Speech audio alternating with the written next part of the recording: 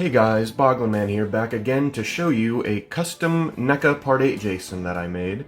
And let me just say, this has been a long time in the making, probably over a decade, back when I used to watch One's Customs, and if you know this guy, he makes really badass horror custom figures. But back then, he was making a ton of Part 8 Jasons, and so I was watching those videos and drooling over them, and so now I have one. So, in a way, this is your fault, One's Customs. Especially since nobody has made a Part 8 Jason ever. I mean, I don't know what's up with that. Maybe NECA eventually will, and that would be cool, but I got tired of waiting, so here's mine. And you can see I've got him accompanied by NECA's Part 4 and Part 7 Jasons. And so basically, I'm just going to show you my custom and talk about it, and talk about actually how I made it, so that maybe that will help some of you guys who also want to make one be able to do so. So, without further ado, let's get into this. So here he is up close, and I painted all of this, by the way, including the mask, which I got from this guy called Custom Freak. I got the mask and the head from him, and actually I also bought an extra mask from him, which he painted, right here. But the one on him right now I did, because I asked Custom Freak if I could get a kit so I could build my own, and I did. I even had to assemble these straps on him, which are actually leather, and they have metal bits.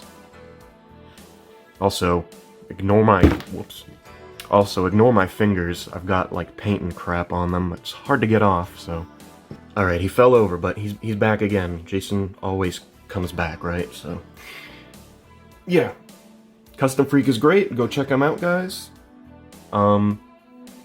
So first of all, how I went about painting this mask is I actually found some really high-resolution photos from an auction of the actual screen-used mask, and I used that as reference to do all these little scratches, and I tried to get it as close to screen accurate as I could. I mean, I'll get it really close so you can see. But I really tried to get as much detail in there.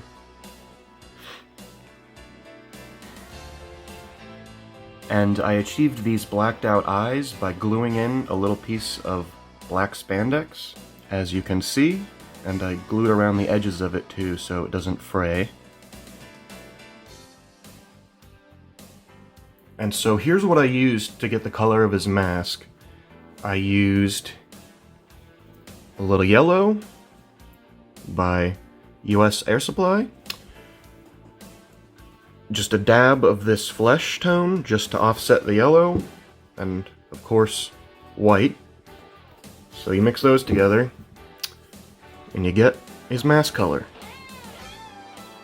And now let's take a look at the man behind the mask. Like this. And there you have a Slimebag with his jack-o'-lantern looking ass face. And get it close up so you can see. Got his little teeth in the side of his mouth. His little eye that got poked out. And you can sort of see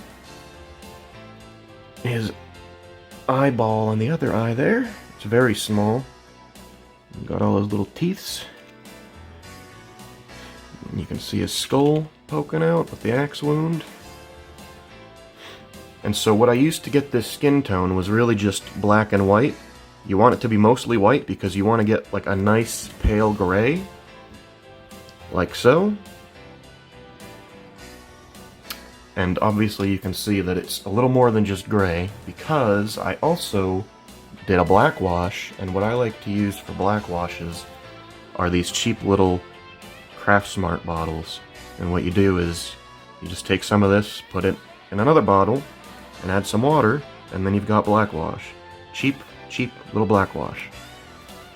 But not only that, I also made a pond muck wash, and what I used for that was a combination of these colors.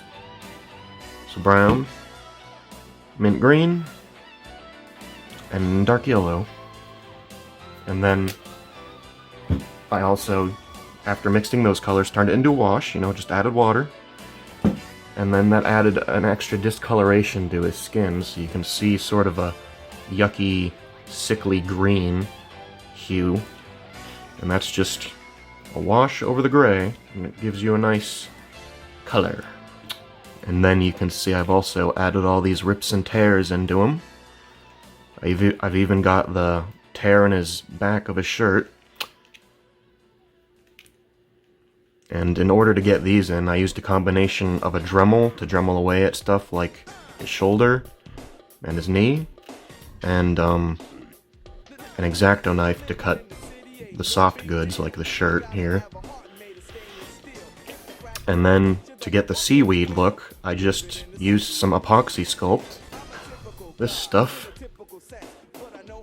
comes in 2 parts, you just mix them together, it hardens in about 3 hours, and then you've got a sculpt on your figure. So that's how I added all this yucky seaweed stuff to him.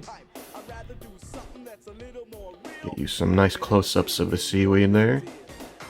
And I painted the seaweed with the same yellow I used on the mask, but I made it look more mucky by adding a lot of black wash over top of it. So that's how I got that look. I even dremeled off his little pinky on the glove like in the movie, where you can see his pinky exposed, except obviously in the movie the pinky is just Kane Hodder's bare-ass pinky, but here I decided to make it the same color as the rest of his skin. I even painted the skin under the rips in his gloves. But I really tried to pay as much attention to detail as humanly possible, because I'm very OCD like that.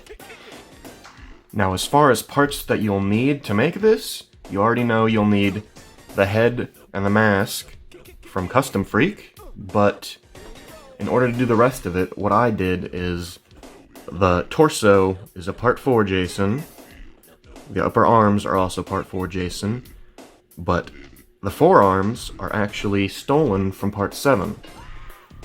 As you can see, same arms, and how I went about adding them onto Part 4 is I actually had to use one of these, let me get a close-up, one of these Hot Toys hand pegs. If you ever buy Hot Toys, they always come with extra hand pegs, and it just so turns out they work well to connect these two parts, because the way the Part 4 and the Part 7 were made, you can't actually connect their arms, because both their arms are pegless. You know, the forearms are pegless here. So I had to kind of MacGyver something together with that Hot Toys peg. And I also had to Dremel away at some of the Part 7 at the top, just so that it would not get in the way of the top Part 4 arm, and that worked out well. And then the hands are actually stolen from the Freddy vs. Jason, and as you know, the Part 7 Jason is a female. I meant to say he has a female arm peg hole. And so is the Freddy vs. Jason. So I had to, again, MacGyver something. And what I did was, I took a peg that was on this TMNT NECA Ninja Turtle hand, and I just cut it off with an X-Acto knife and jammed that peg into this Freddy vs. Jason hand, so that I could then attach that to the Part 7 arm.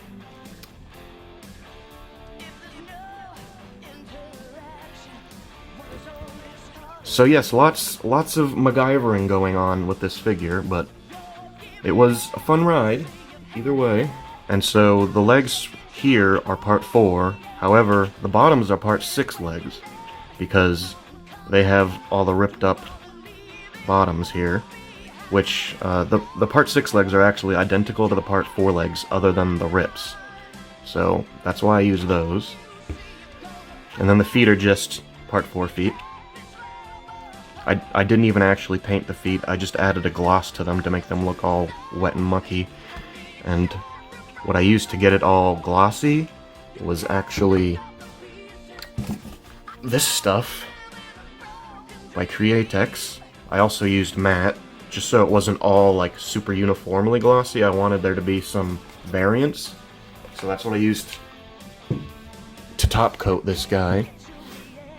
But there's more! I also made JJ's guitar, the one that Jason smashes her over the head with, so she won't be needing it anymore.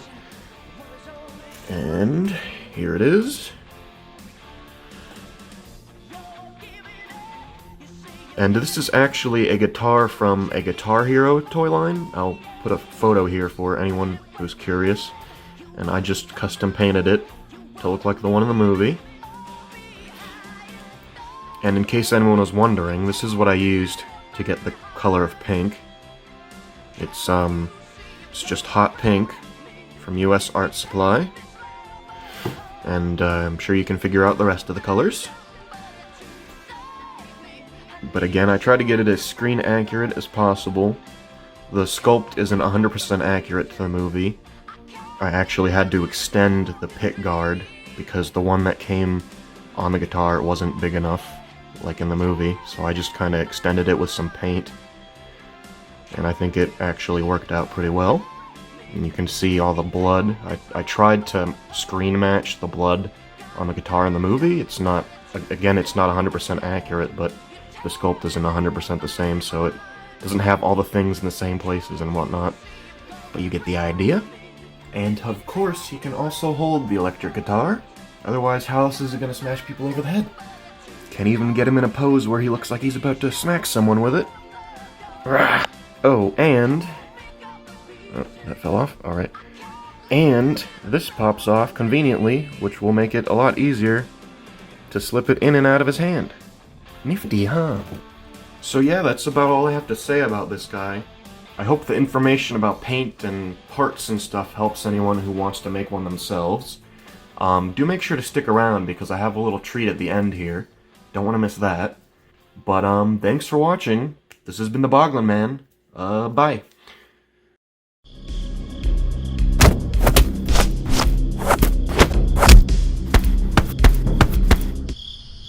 Look, I don't want to fight you.